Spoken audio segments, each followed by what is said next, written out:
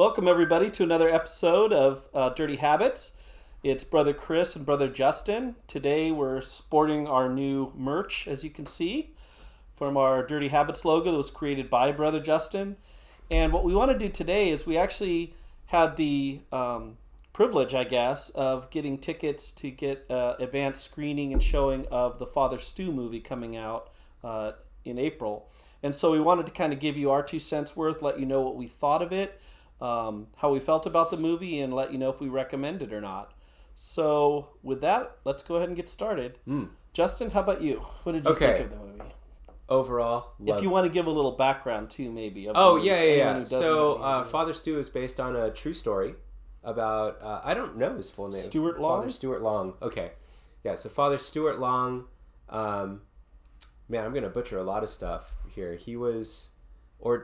He did his studies, I think, at Mount Angel through the LA diocese, but he was ordained in, is it Montana? Helena, Montana, I believe, yeah. So he was finally ordained a priest in Montana, but it's an awesome story. Mark Wahlberg apparently was introduced to the story a while back of the real guy, and it became a passion project of his to try and bring this story to the big screen. Mm-hmm.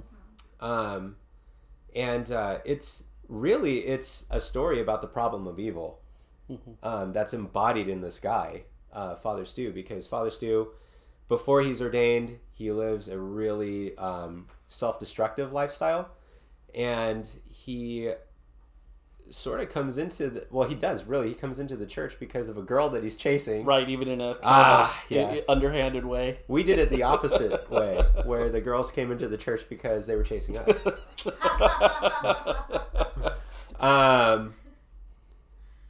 Sort of. Yeah. Anyway, so he becomes Catholic. He was an atheist. He becomes Catholic because he's chasing after this really pretty Hispanic girl. And he ends up getting into a really horrible accident that's just life-changing for him, like a really bad motorcycle accident. None of that is a spoiler because that's all kind of in the trailer of the movie. So, but yeah, he gets into this accident, and that kind of propels his life away from chasing what he always wanted or thought he wanted in this girl, and then he determines that he needs to become a priest. Mm-hmm. And it's great because everyone thinks he's crazy, and it's just basically about how even though this is where the problem of evil thing comes in, right? Because it's like, even though his life has changed from a self-destructive life to a life where he wants to basically offer sacrifice daily as a priest, despite the fact that he's made that determination and he's got the will to be a priest, the Lord still gives him these crosses to bear that are just really intense, and that we won't spoil. But it's a beautiful movie. I thought it was great. One of the great things about it, I think most of what I have to say about it are all positives, and there's a couple negatives, but certainly one of the positives, it's not for little kids. Mm-hmm. It's an R-rated movie for sure. There's not a lot of nudity. There's no nudity or anything like that in it. It's really rated R for language. But you do see Mark Wahlberg in his glory. You know. Yeah, he does the Thor thing and takes his shirt off when he gets baptized. I'm pretty sure he wasn't asked to take his shirt off, but he did anyway. Yeah.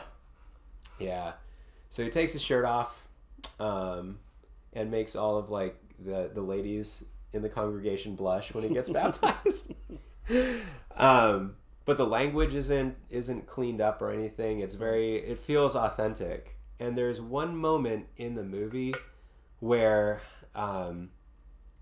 Father Stu gets some really hard news, and he goes to his church and he's kneeling there in front of the tabernacle, and Mark Wahlberg gave a great performance there, where it's just, that is what someone who is terrified, confused, upset at God, that's what a real honest prayer from that kind of person looks like, from someone who's going through that. It was so authentic feeling to me. So those were just some of the positives for me. What about you? Yeah, I really liked it too. And the few negatives I have that I'll discuss later were more like nitpicky things, which I don't even know if they could have changed. When I mention them, you'll see what I'm talking about more. But I did like the movie, and I liked that it was a real movie. That is, in my opinion, a lot of unfortunately, a lot of Christian movies and stuff are either really hokey or really low budget. Yeah. And this was made by produced by Sony, I think it was. Wahlberg's in it. He has a great cast. It's filmed on real quality, movie. Yeah. The cinematography is great. Everything's good. Malcolm McDowell, Mel Gibson. Mel Gibson's in it. Yeah, stole the show. Lots of different people. Yeah. So a good cast, and I thought it was really done well. I would say that too. That I think it was very authentic, and that's what I liked about it. And I do think as long as parents are aware of the language, I think it's a great movie for high schoolers to watch with their confirmation or youth group, so long as the parents know and okay with some kind of permission slip. Oh man! But the language is bad, but the movie itself is a great movie, and I think it is real, and it comes across as real.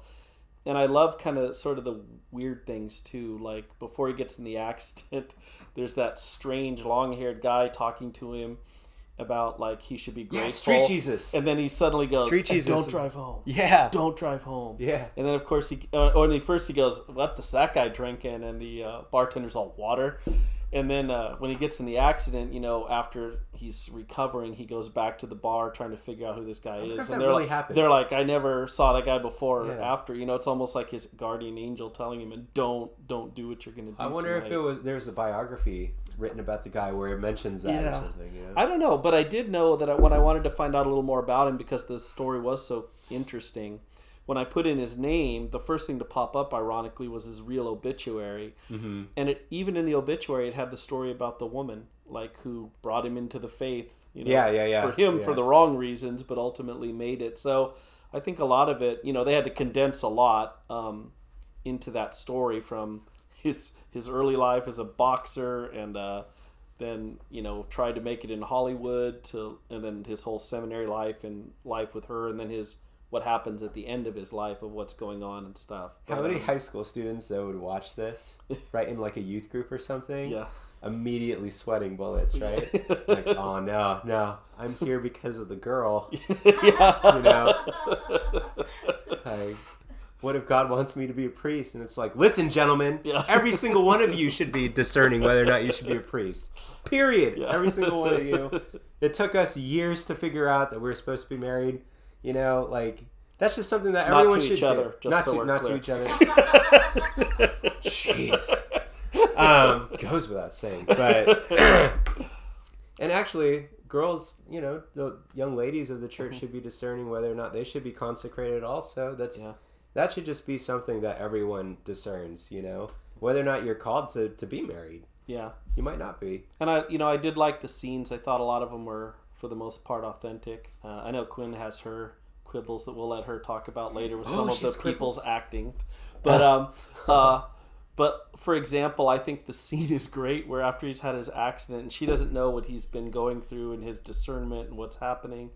And he invites her out to eat to tell her he's going to be a priest, and she thinks they're going to get engaged. And that scene is so like spoiler. Wow, that was a spoiler. That's in the trailer though. Is it? Oh, it is? I don't know. Oh, okay. And then like the scene I think at the one I liked was when they go to the prison, and the first white collar, strict laced priest like cannot talk to these guys, and immediately. And then he just sits down and he starts talking to them, and completely So that was something that I thought I was not going to like as I saw the sort of dichotomy between those two. Basically, when Father Stu is in seminary, he's older. He's in his like late 30s. Well, he died at 50, and if he's only a priest for 4 years, I don't know how long the span of time. They don't tell you from the time he was let out to the time he is ordained. He definitely but he must have been older. in his late 30s to 40s. Older. So. In his 40s when he told his mom that he was moving out to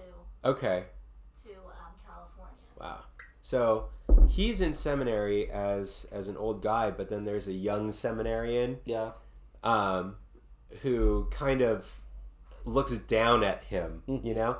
And I thought I was not going to like this because the way they portrayed... There's even a scene where they show the two of them walking side by side. Yeah. And it's like Father Stu, he's got his shirt unbuttoned and his like sleeves are rolled up. And then next to him is young priest who's kind of the foil. Wasn't it a cassock? Wearing the full Roman cassock. And I was like, I love the full Roman cassock. Don't make the traditional guy just a jerk because he's traditional. But then later on in the movie... We don't want to give that away. What was that? Don't, like, We're just going to have to put spoiler warnings somewhere. Yeah. Somewhere. Just spoiler. But yeah, in the middle of...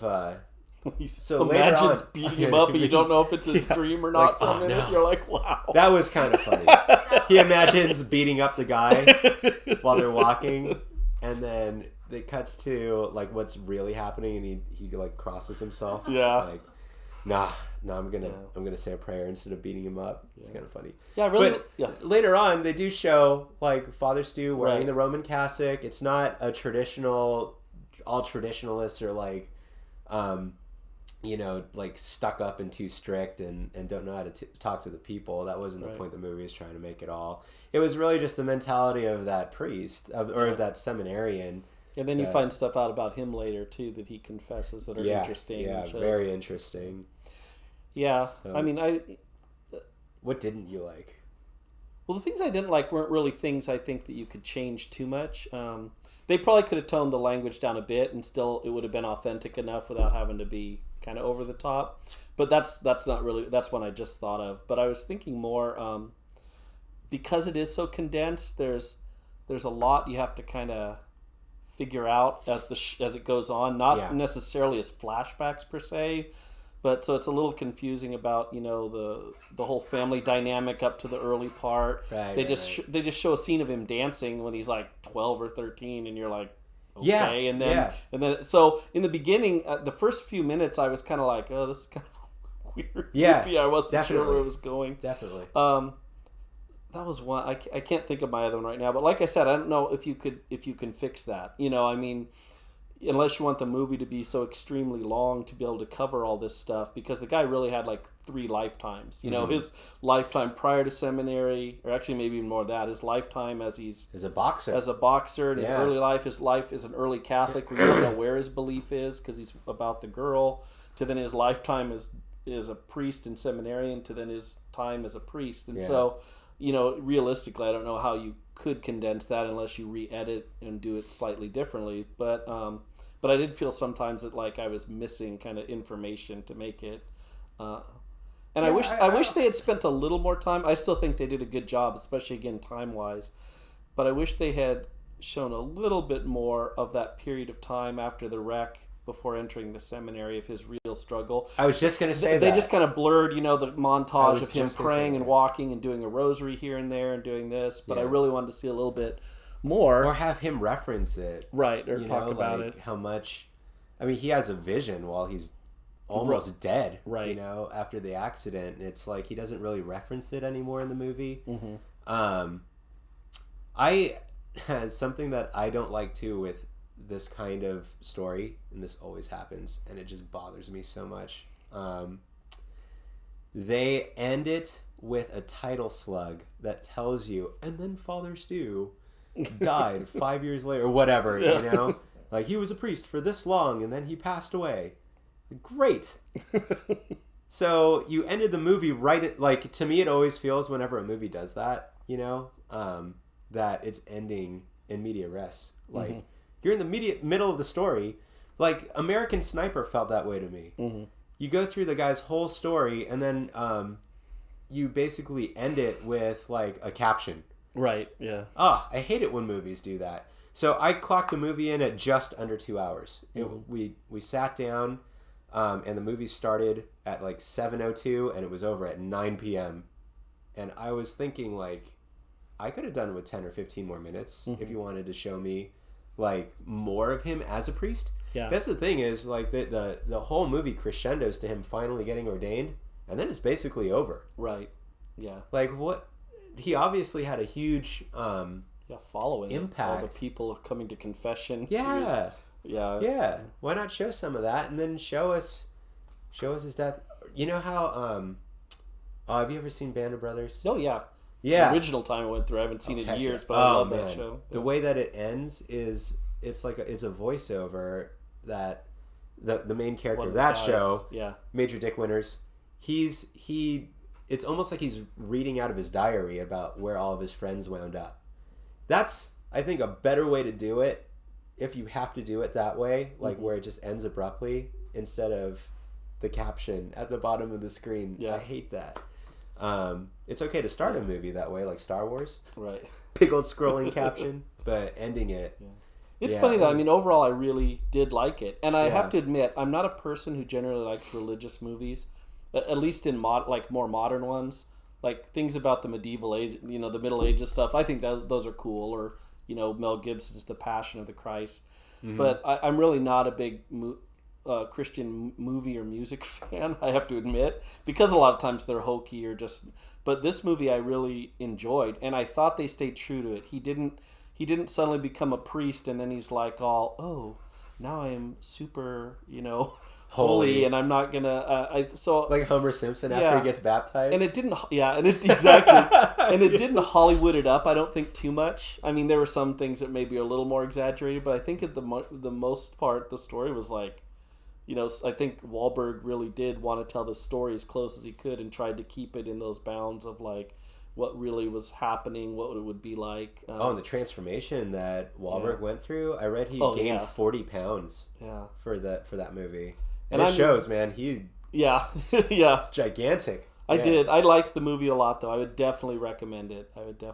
Yeah, I would too. I think that it's a great movie. I would recommend that, I think it would actually be kind of a cool Catholic date night movie. Yeah, it's a good movie. And one of the things we'll let Quinn mention her stuff at a time. But one thing she didn't like was some of the obvious like force-fed Catholic stuff, like when the girl's all, "I can't be with you, I'm Catholic," and you're like, who really talks like that? But then I was telling her, I said, well, but they have to presume like a lot of their audience knows nothing about Catholicism, so it might be a little corny from our point of view, but I think you have to get some of that stuff. You've never said that to somebody? There. Well, Quinn has. I've said that to people. Why don't we let Quinn? So Quinn, you've turned down people. Tell us what your thoughts were on the movie. I want to know. Oh no, her thoughts are even funnier than that. Yeah. It's No, I thought I did. I really enjoyed the movie. It was a lot of fun. Yeah. I do think it was a fun movie, and but I felt like she. Who's she? Tell. His girlfriend. Okay. Guess, in the one that he converted for, I felt like she was awkward in this, like just some of the way she says things, or and she didn't seem joyful to me. Like like she didn't seem. She came off disgruntled. Okay. But it could be just the way she came off to him, because she's just like, "What do you want? What do you Yeah. So I think it just came off that way. Her dad was awesome. He was when he started cracking up after this. And I loved his mom. Just I think the reason why it felt very authentic was a lot of the reactions and what people thought in the movie were what people would have thought. Like the way his mom. Just and the way the actress did a good job. Just how she threw. She has some of the best lines in the movie as far as like funny lines. And just even and just seeing these people, because growing up for where he came from, it seemed like a very small town, and so it felt small-minded too, in a sense of what they assume Catholicism or just even religion, and also. Relationship. It was just a very well done movie and very, in some sense, raw. And one of my favorite parts is him saying, like, "Do you say God bless you?" It's like, "I'm praying for you," and his dad is just like, "Don't." I have give it my freedom not to be prayed over, or something like that. Yeah. As an American. It's just very. It was very. It didn't fit into certain confines of even Catholic culture. So that was also refreshing, and I always just love conversion stories. And I think a lot of they played it in very short just dialogues between him and the Monsignor. The different issues would arise, whether they would accept him or not because of his background, whether this would happen. And I thought they did very well in just kind of showing, the even within the church, kind of the difficulties and real good questions. I mean, like, those are real questions. Like, what if someone has really turned their life around, but their previous life looks really bad? How does the church realistically deal with those people who are wanting to go into ministry and things like that? And rough. So I thought it was good. You want to tell Justin your funny story of your own? I was dating someone. Okay. And I think we were going to the beach, and I felt kind of self-conscious because I was in a bathing suit, and he was a surfer. And then I met him in college, and I wasn't sure if he knew who I was. He just asked me out. We were in a dance class, and he just said after the class, just asked me out, and so that's how. So I needed him to know that where I stood on this whole dating thing. So as we come back from like swimming in the beach, and now we're laying down in the sand, and then I blurt out, "I don't believe in sex before marriage." And he was like, "Okay." That's awesome. But yeah, that's check, so, please. No, just kidding. But like she just said it so. Yeah. See, Quinn, you know what it's like. I've said that to people before, where it's like, sorry, I'm Catholic. I'm not gonna, There was one time where the girl was like, she was like, yeah, it was bad. It was a bad situation, and so I told her, I said, I'm a church boy, so I'm sorry. It's not happening. Like, see you later.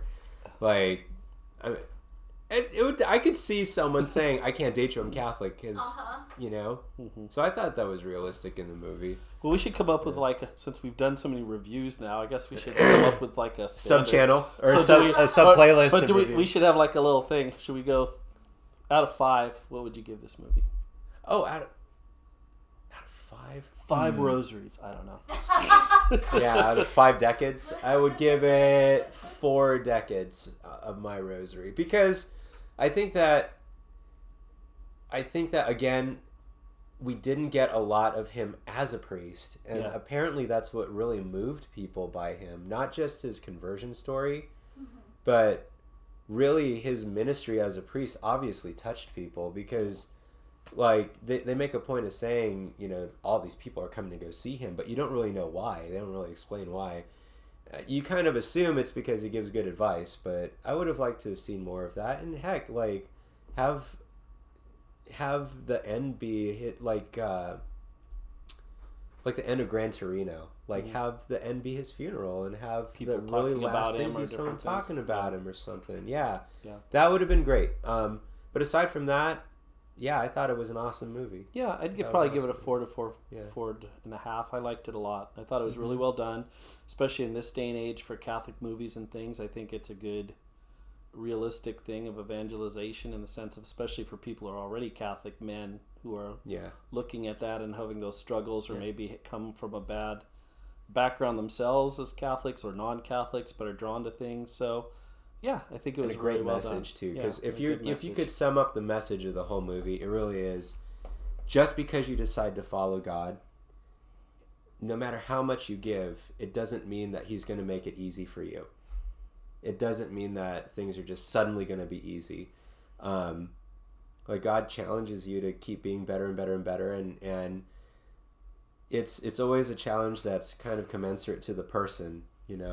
So he's trying to temper you into someone who's going to worship him forever in heaven, and that doesn't look easy, So we like the movie. We do recommend it. It comes out in April. I'm not sure the exact April 13th. So I do recommend going to see it. I think you'll enjoy it. Again, just remember the language for if you have little kids. But otherwise, it was a great movie, and we look forward to talking to you guys next time. God bless. God bless.